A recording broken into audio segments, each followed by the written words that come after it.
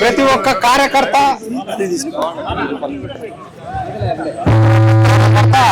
ప్రతి గ్రామంలో కష్టపడి మనం మంచి మెజార్టీతో గెలిపించినందుకు ప్రతి ఒక్కరికి ధన్యవాదాలు తెలుపుకుంటున్నాం.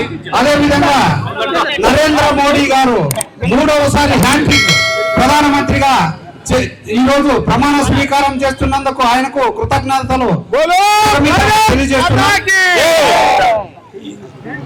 మనం ఈ విజయోత్సవ సంబరాలు ప్రతి మండలంలోను గ్రామంలోను జరుపుకొని ఇంకా ఉత్సాహంగా ప్రజలకు మంచి సేవ సర్వీసు కార్యక్రమాలు అభివృద్ధి చేసి భవిష్యత్తులో కూడా ఇదే కూటమినే రాబోయే ఎలక్షన్ లో కూడా గెలిపించుకుందామని తెలియజేస్తూ ఈ అవకాశం ఇచ్చిన మీ అందరికీ